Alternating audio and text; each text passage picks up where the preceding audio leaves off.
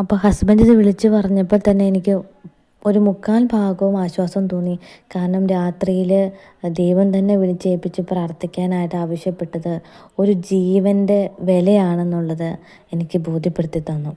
അപ്പോൾ ആ ചേച്ചിക്ക് വളരെ സീരിയസ് ആയിരുന്നു, മരിക്കൂ എന്നൊക്കെ പറഞ്ഞിരുന്ന ചേച്ചി വെന്റിലേറ്ററിൽ നിന്നും പെട്ടെന്ന് തന്നെ അവർക്ക് നേരം വെളുത്തപ്പോഴേക്കും അവരെ ICUലേക്ക് മാറ്റണമെന്ന് ഡോക്ടർ പറഞ്ഞിരിക്കുന്നു. അപ്പോൾ എനിക്ക് ഭയങ്കര ആശ്വാസമായി. അതിനുശേഷം അവിടെ വലിയ ഹോസ്പിറ്റൽ സൗകര്യങ്ങൾ ഒത്തിരി വലിയ ICU സൗകര്യങ്ങൾ അങ്ങനെയൊന്നുമില്ല. അപ്പോൾ അതുകൊണ്ട് തന്നെ അവർ എറണാകുളത്തിന് ഷിഫ്റ്റ് ചെയ്തു, ലിസി ഹോസ്പിറ്റലിലേക്ക് ഷിഫ്റ്റ് ചെയ്തോളാനായിട്ട് ഡോക്ടർ ആവശ്യപ്പെട്ടു.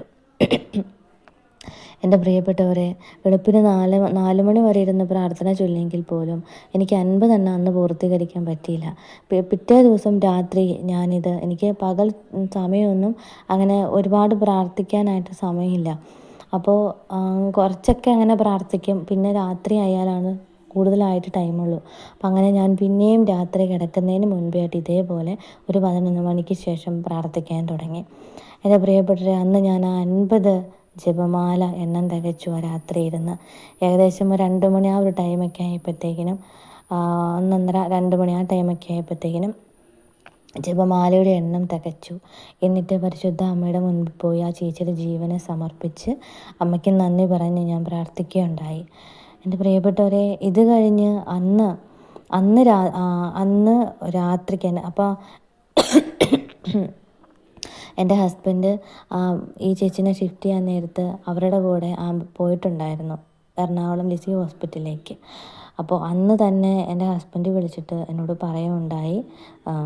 ഹസ്ബൻഡ് വീട്ടിൽ വന്നപ്പോൾ പറഞ്ഞു, അതുപോലെ തന്നെ അവിടെ വെച്ച് എന്നോട് പറയുകയുണ്ടായി, ചേച്ചിക്ക് കുഴപ്പമൊന്നും തന്നെയില്ല, അവിടെ ICU സൗകര്യമുണ്ട്, ICUലേക്ക് ചേച്ചിനെ വെന്റിലേറ്ററിൽ നിന്ന് മാറ്റി, വേറെ പ്രശ്നങ്ങളോ കാര്യങ്ങളോ ഒന്നും തന്നെ അവരുടെ ജീവന് യാതൊരു ഭീഷണിയില്ല എന്ന് പറയുകയുണ്ടായി.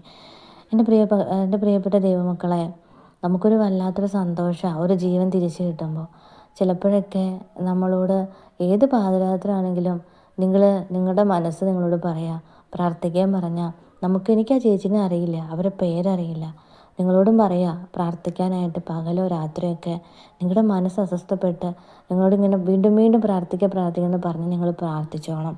കാരണം ഒന്നുകിൽ നമുക്കോ അല്ലെങ്കിൽ നമ്മുടെ പ്രിയപ്പെട്ടവർക്കോ നമ്മൾ പ്രതി ആയിരിക്കുന്ന നമ്മുടെ ചുറ്റുവട്ടത്തുള്ള ഏതെങ്കിലും ദൈവമക്കൾക്കോ എന്തെങ്കിലും ഒരു അപകടം വരുന്നതിൻ്റെ ഒരു സൂചനയാണത്. അപ്പോൾ അവരിൽ നിന്നും ദൈവം നമ്മുടെ പ്രാർത്ഥനയോടെ ദൈവം നമ്മളിലൂടെ കാത്തു പരിപാലിക്കാൻ വേണ്ടിയിട്ടാണ് ഇങ്ങനൊരു അനുഭവം തരുന്നത്. അപ്പോൾ അത് ശ്രദ്ധിച്ച് മുന്നോട്ട് പോകാനായിട്ട് ശ്രമിക്കണം. ദൈവം